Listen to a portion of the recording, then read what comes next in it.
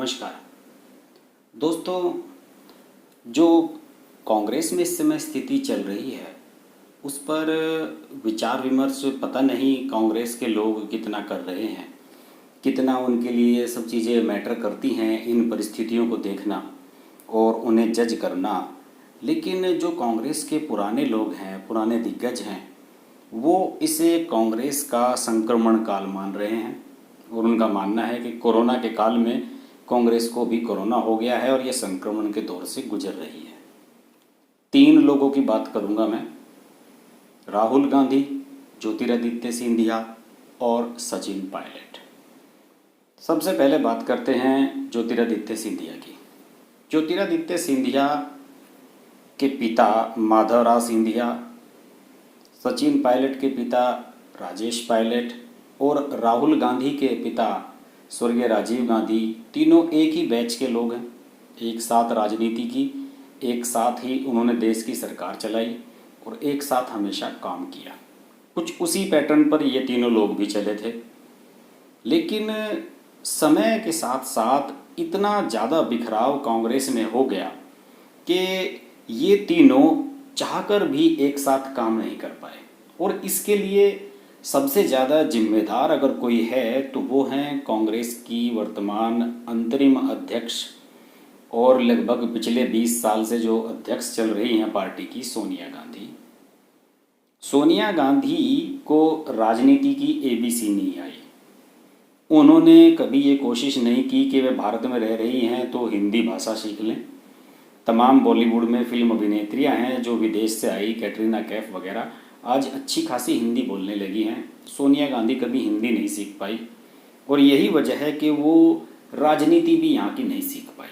उनकी जितनी भी राजनीति है वो उनके इर्द गिर्द रहने वाले उनके दरबारी हैं, अहमद पटेल, मोतीलाल वोरा, जो ये सब एक लॉबी उन्हें घेरे रखती है, वो उन्हीं के कहने पर राजनीति कर रही है। और यही वजह है कि इसका खामियाजा ना सिर्फ कांग्रेस के युवा नेतृत्व को झेलना पड़ा है बल्कि स्वयं सोनिया गांधी के बेटे राहुल गांधी भी इसका शिकार हुए हैं। ज्योतिरादित्य सिंधिया के बारे में बात कर रहा था। ज्योतिरादित्य सिंधिया चाहते थे कि उन्हें मध्य प्रदेश में वो हक दिया जाए जिसके वो हकदार थे, लेकिन अचानक ही सोनिया गांधी ने अपनी वीटो पावर करके कमलनाथ को वहाँ का चीफ मिनिस्टर बना दिया और सबको पता है कि कहानी क्या हुई। और इन 3 नेताओं में, सचिन, सिंधिया और राहुल गांधी में, तीनों में से एकमात्र ज्योतिरादित्य सिंधिया ही रहे जिन्होंने जाकर दूसरी पार्टी का दामन थाम लिया। राहुल गांधी कांग्रेस में ही रहेंगे, सचिन पायलट के भी जाने के भी कोई आसार नहीं नजर आ रहे हैं, लेकिन ज्योतिरादित्य सिंधिया ने बिल्कुल समय नहीं लगाया और उन्होंने तुरंत बीजेपी का दामन थामा, मध्य प्रदेश की सरकार गिराई और राज्यसभा के सांसद बन गए और अब केंद्र में मंत्री बनने जा रहे हैं। उन्होंने पार्टी स्विच कर ली।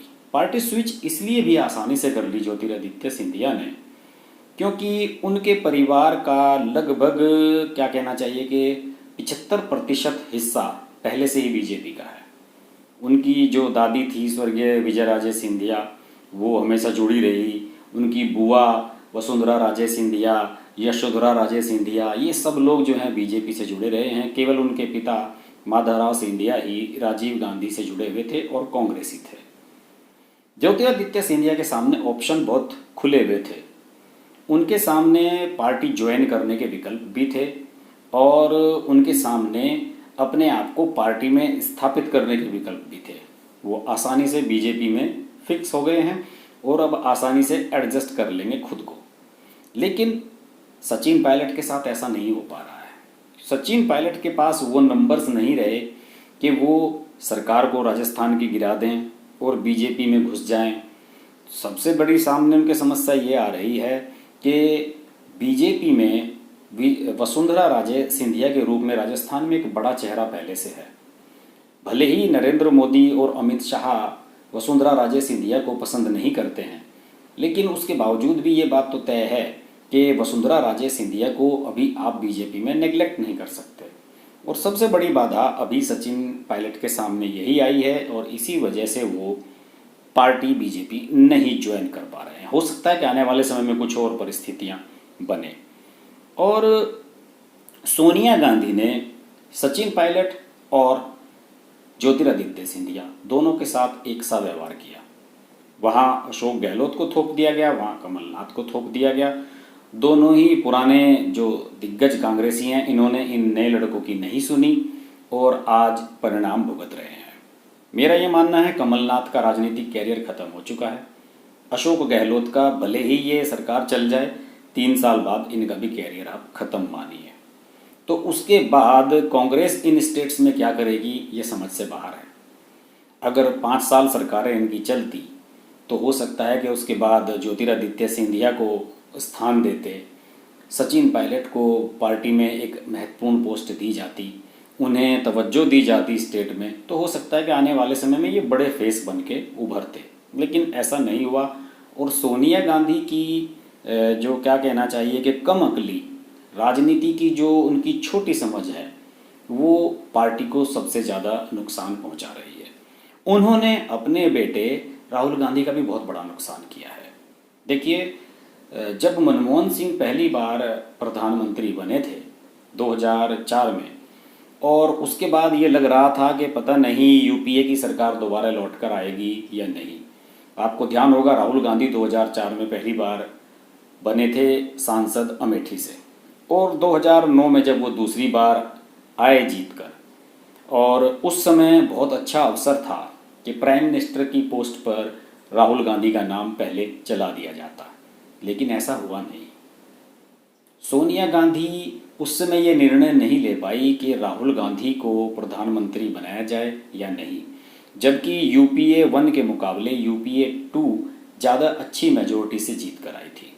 और मनमोहन सिंह को अगर सोनिया गांधी ये कहती कि आप राहुल गांधी के लिए स्टेप डाउन कर दें तो शायद वो कर भी देते।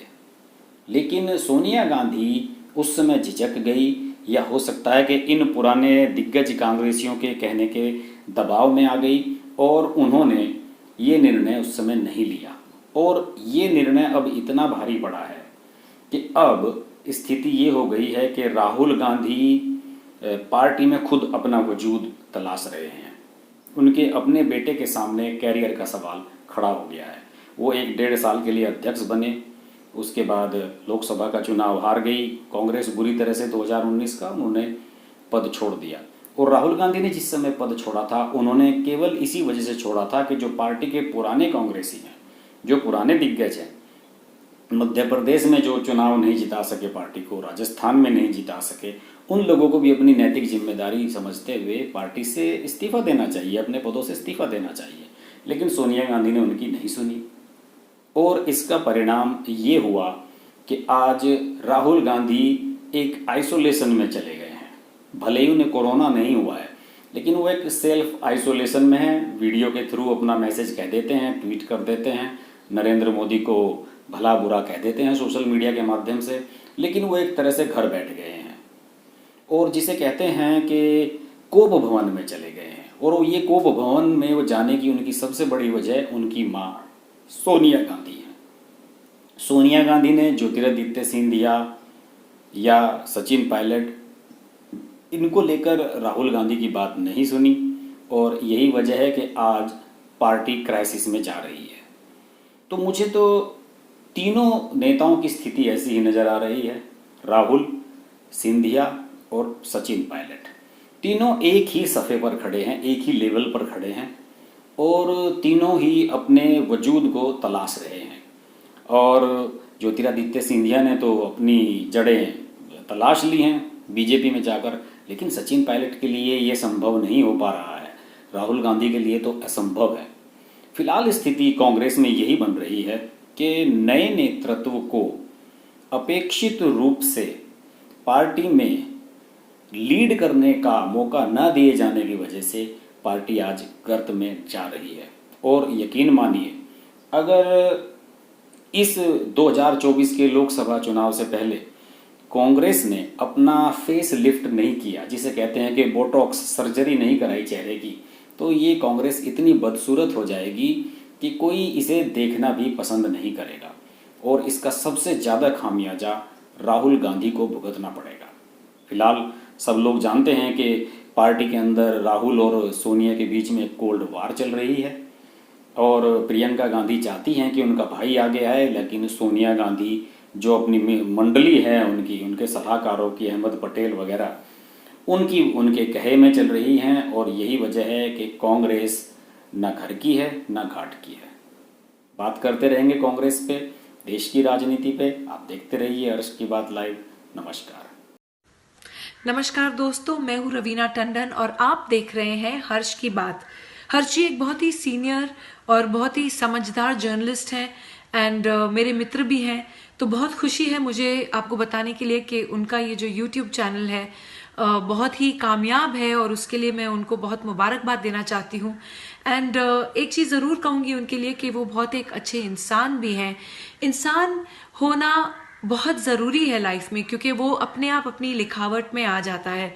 तो बहुत ही कम ऐसे हमारे होनहार जर्नलिस्ट रह गए हैं हमारी इंडस्ट्री में जो सोचकर और समझदारी के साथ, रिस्पॉन्सिबिलिटी और जिम्मेदारी के साथ आर्टिकल्स लिखते हैं।